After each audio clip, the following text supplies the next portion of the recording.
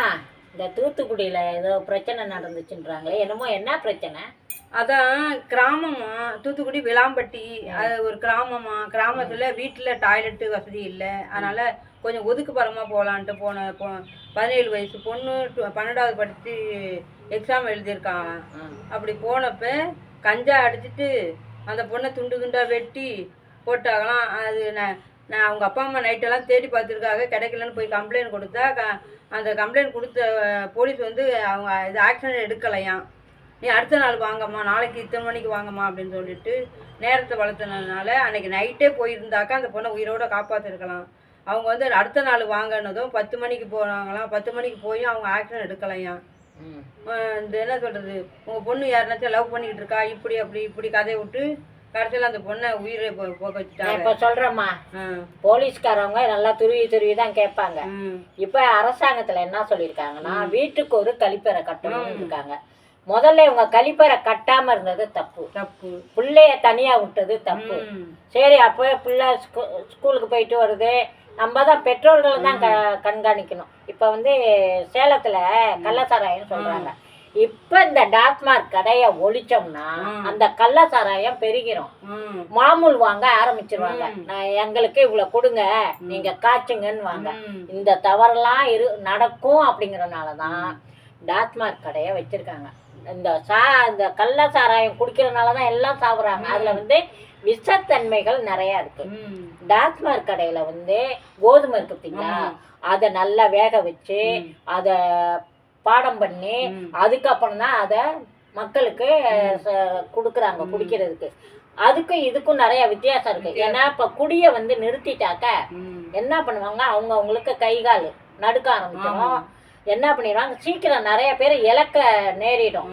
இந்த டாஸ்மாக் கடையை வந்து ஒழிக்க முடியாது. இது தவறா யாரும் நினைச்சிக்க வேணாம். டாஸ்மாக் கடைக்கும் கள்ளச்சாராயத்துக்கும் வித்தியாசம் நிறைய இருக்கு. ஏன்னா அதுல வந்து எருக்க இலை, நவச்சார கட்டி, பள்ளி, இந்த விஷத்தன்மை எருக்க செடி வேறு இதெல்லாம் போட்டு ஒன்றா பேட்டரி எல்லாம் வச்சு அதை நசுக்கி அதில் வந்து ஊற வச்சிருவாங்க. அழுகிய பழங்கள் எல்லாமே போட்டுறாங்க. அப்போ அது என்ன பண்ணும், பூமியில் புதைச்சி வைக்கிறப்ப அதோடைய தன்மைகள் வந்து அதிகமாகிடும், போதைகள் அதிகமாக வரும்.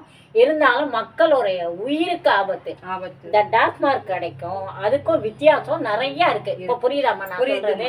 இப்போ பாலியல் நடக்குதுன்னா எந்த ஒரு முதலமைச்சரும் நீ போய் அந்த பிள்ளைய கெடு, அந்த பிள்ளைக்கு போய் நீ கெடுக்கிறவன் எங்கே வேணாலும் கெடுக்கலாம். வீட்டுக்குள்ளே அப்பனே மகளை கெடுக்கிறான், அண்ணன் அம்மாவை கெடுக்கிறான்.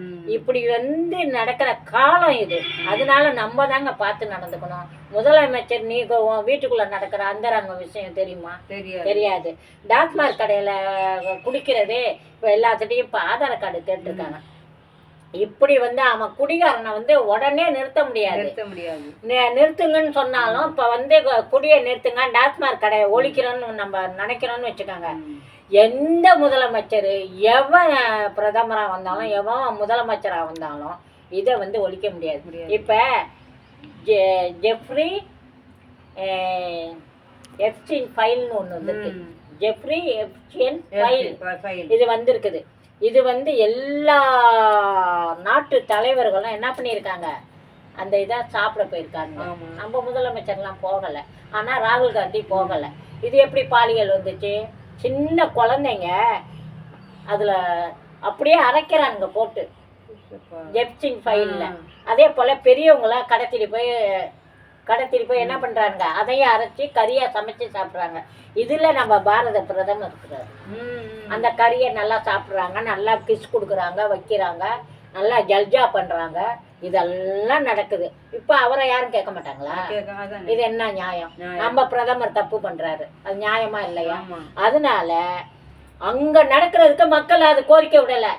ஜெஃப்ரி எப்ஸ்டீன் ஃபைல் இதுல வந்து யாருமே வந்து கோரிக்கை கொடுக்கல. ஆனா ராகுல் காந்தி மட்டும் என்ன பண்றாரு, போராடுறாரு. இங்க மறைமுகமா நம்ம முதலமைச்சர் போராடுறாரு. இவனுங்க செய்யற தப்புக்கு முதலமைச்சரை நம்ம சொல்லக்கூடாது, ராகுல் காந்தியை சொல்லக்கூடாது.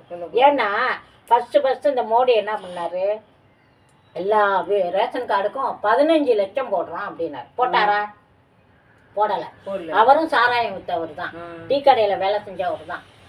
இவர் செய்யற தப்பெல்லாம் விட்டுறாங்க. இவிஎம் மிஷினை வச்சு ஜெயிச்சிடுறாங்க. ஆனா மோடி ஜெயிச்சது ஒரே ஒரு தடவை. மக்கள் எதுக்கு அடிமை? 15 லட்சம் நம்மளுக்கு கொடுக்குறாங்க அப்படின்ட்டு மயங்கிட்டாங்க. ஆனா அவர் போடல. 15 லட்சத்தை ஏமாத்திட்டாரு. 15,000 போட்டிருக்கணும், அதுவும் கிடையாது. சரி 15 ரூபா ஏமாத்திரம். அந்த 15 ரூபா போட்டியா, ஒரு டீக்கு ஆகும்ல, உன் டீ குடிக்கிற புத்தி அதுல காமிச்சிட்டு இருக்கியா?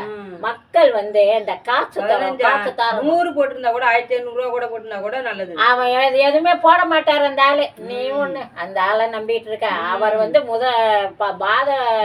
அந்த ஆளு வரமாட்டாரு, கண்டிப்பா வரமாட்டாரு. பாரத பிரதமரா இருக்கிறதுக்கு லாய்க்கு கிடையாது. புரியுதா? அவரே படிக்கவும் இல்லை, ஆனா படிச்சேன்னு சொல்றாரு. அங்க போய் வெளிநாட்டுல அந்த தீவுல இவர் என்ன பண்றாரு? ஜல்ஜா பண்றாரு. பொம்பளைங்களை கிஸ் கொடுக்கறாரு. நேரா அப்படி பாட்டு பாடுறாரு. இப்படி இப்படி டான்ஸ் ஆடுறாரு. புரியுதா? இதுதான் நம்ம பாரத பிரதமர். இது ராகுல் காந்தி தட்டி கேட்டா பாட கட்டிட்டு அழுகுறானுங்க. ஏன்னா கண்டுபிடிச்சிட்டாராம். ஏன்னா இந்த மக்களே இந்த தடவையாவது சுதாரிச்சுக்கங்க. சுதாரிச்சு ஓட்டு போடுங்க. அவனை விடாதீங்க. அந்த நாட்டுல அதனால மக்களே உஷாரா இருங்க. நிறைய இது கலியுக காலம். நீங்க போயிட்டு மறைமுகமா பாலியல் பலாத்காரம் பண்றது, வெட்டுறது, குத்துறது இதெல்லாம் வந்து வட மாநிலத்துல நிறைய இருக்கு. இப்ப வந்து இவனுங்க வந்து வீட்டு வாடகை வந்து ஏத்தி விட்டாங்க. எவ்வளவு காசு கொடுத்தாலும் அவனுங்களுக்கு சந்தோஷமா போயிடுச்சு. தமிழ்நாட்டு மக்கள் குடி இருக்க முடியல. இவனுங்க பண்ற தப்புனால இவனுங்க நீங்க கேக்குற காசெல்லாம் நாங்க குடுக்கறோம்னு சொல்லிட்டு என்ன பண்றானுங்க? வாடகையை ஏத்தி விட்டாங்க. நம்ம கஷ்டப்படுறோம். புரியுதா? வடநாட்டு மக்களை வந்து இங்க நம்ம தமிழ்நாட்டுல வைக்க கூடாது. அவங்க வந்ததுனாலதான் வாடகை ஏறிச்சு, விலைவாசி ஏறிச்சு. ஏன் அங்க வைக்க வேண்டியதானே? ஓ நாட்டுல வச்சு ஓ மாநிலத்துல வச்சு காப்பாற்ற வேண்டியதானே?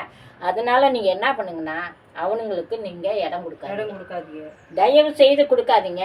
இந்த பாலியல் பலாத்காரம் நடக்கிறதுக்கு மற்ற எந்த மத சார்பற்றது எது நடக்கிறதுக்கு நம்ம முதலமைச்சர் பொறுப்பேற்றுக்க முடியாது.